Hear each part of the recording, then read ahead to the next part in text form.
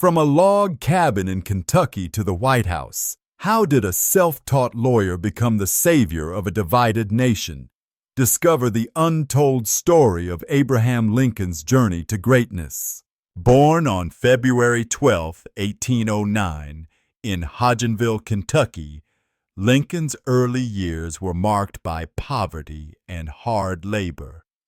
His father, Thomas Lincoln, was a farmer and carpenter, instilling in young Abraham the values of hard work and perseverance.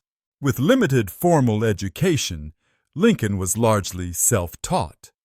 He borrowed books and studied by candlelight, developing a love for literature and a sharp intellect that propelled him into law and politics. In 1834, Lincoln was elected to the Illinois state legislature as a member of the Whig Party. His eloquence and commitment to public service quickly earned him respect among his peers. After his legislative service, Lincoln established a successful law practice in Springfield, Illinois. Known for his integrity and storytelling, he became a respected figure in the legal community. In 1858, Lincoln engaged in a series of debates with Senator Stephen A. Douglas, focusing on the issue of slavery's expansion. These debates elevated Lincoln's national profile and showcased his moral clarity. Lincoln's stance against slavery's expansion led to his nomination as the Republican candidate in 1860. His election as the 16th President of the United States marked a turning point in American history. Lincoln's election prompted Southern states to secede, leading to the outbreak of the Civil War. As president, he faced the monumental task of preserving the Union amidst unprecedented division. On January 1, 1863, Lincoln issued the Emancipation Proclamation, declaring all slaves in Confederate territories free. This bold move redefined the war's purpose and paved the way for abolition. In November 1863, at the dedication of the Gettysburg Battlefield Cemetery, Lincoln delivered a brief but profound speech, emphasizing national unity and the principles of liberty and equality. Slavery troubled him deeply. Though cautious early in his career, Lincoln knew the institution was wrong. He once said, "If slavery is not wrong, nothing is wrong." But he also knew that opposing it too early could end his career. So he waited and prepared. In 1858, Lincoln debated Senator Stephen A. Douglas 7 times across Illinois. The topic? Slavery. Lincoln lost the Senate race, but won the nation's attention. His words were clear, moral, powerful.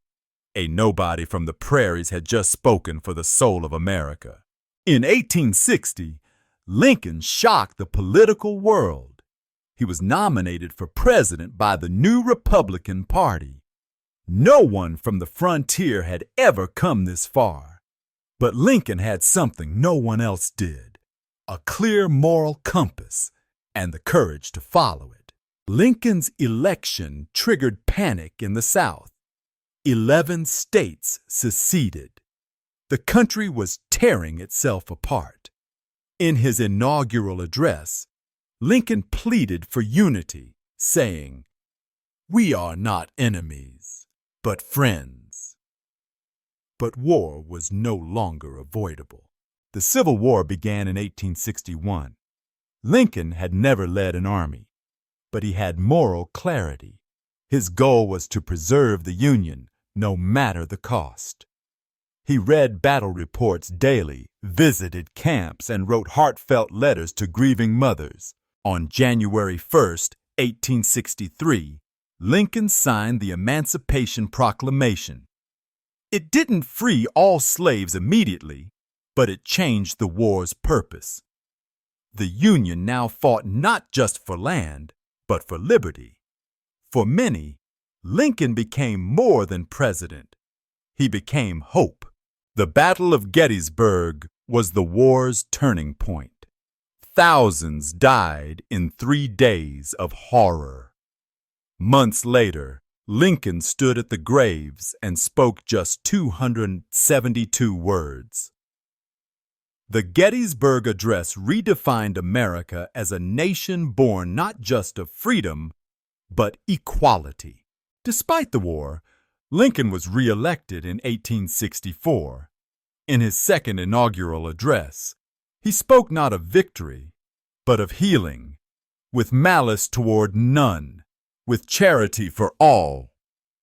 He didn't want revenge, he wanted reconciliation. In April 1865, the Confederacy surrendered. The Union was saved.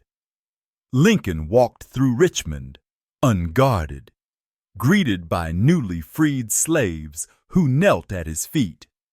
He asked them to rise. "Don't kneel to me," he said. "You must kneel only to God." Just 5 days after victory, Lincoln was shot at Ford's Theater. He died the next morning. The man who saved the Union never saw its peace, but his legacy lived, and still lives, etched into the heart of every democracy. When Lincoln died, the whole country wept. His body traveled by train through towns and cities where millions lined the tracks to say goodbye. Bells rang, flags were lowered. Even children stood in silence. America had lost not just a president, but a father. Mary Todd Lincoln, the First Lady, never recovered from the assassination. She blamed herself, believed it should have been her, and slipped into deep depression. The White House became a tomb. Her grief mirrored that of a shattered nation. It took decades to build a national monument for Lincoln. But when it opened in 1922, people from every race, class, and region came.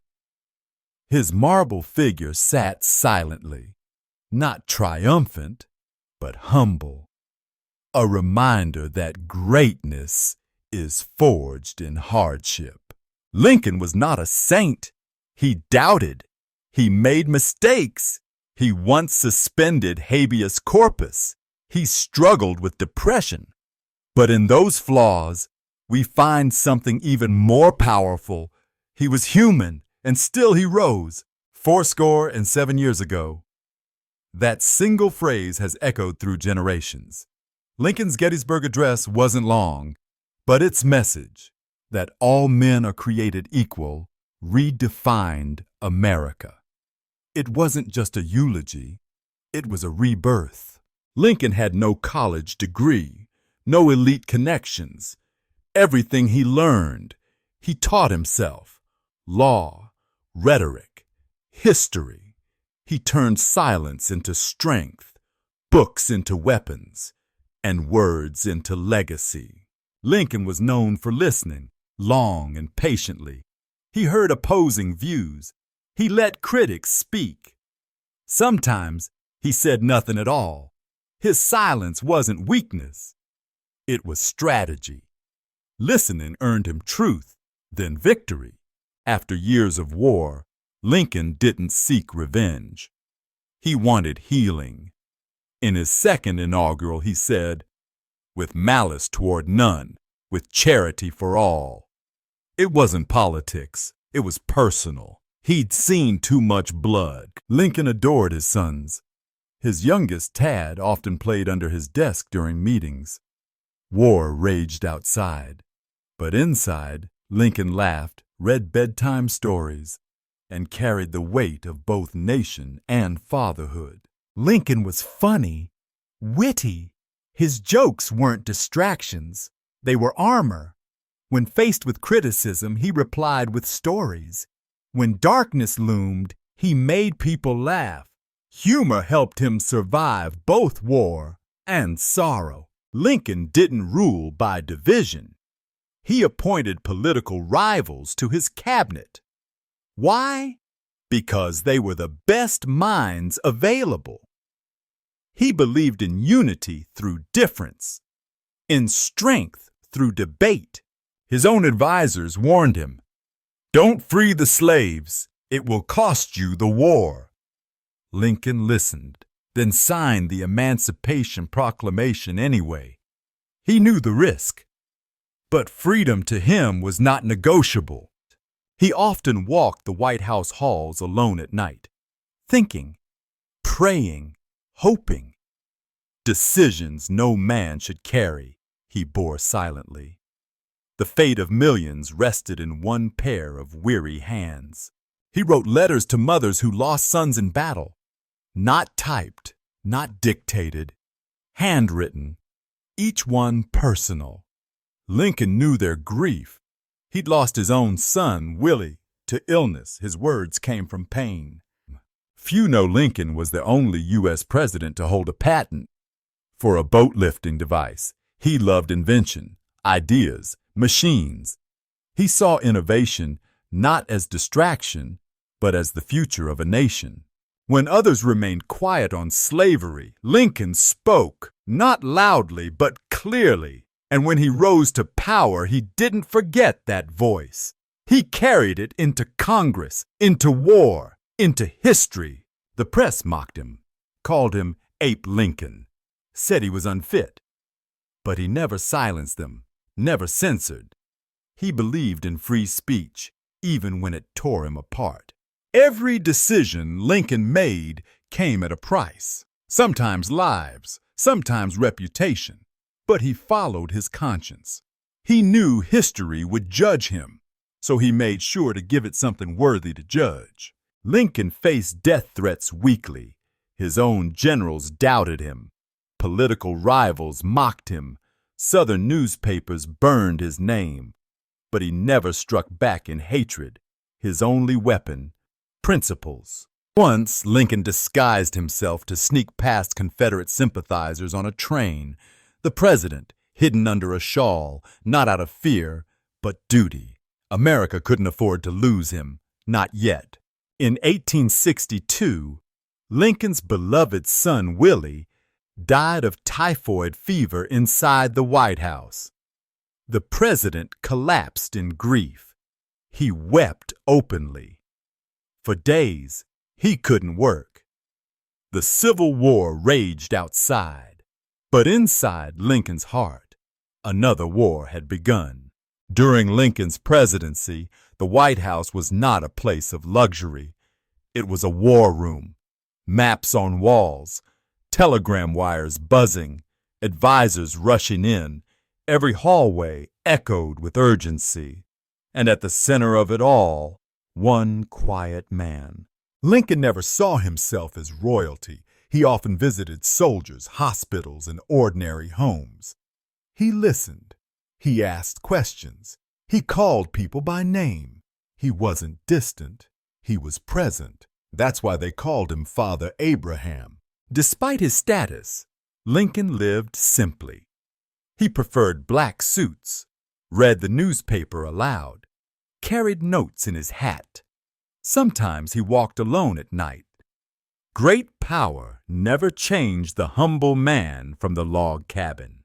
In 1864, Congress passed the 13th Amendment abolishing slavery by just a handful of votes.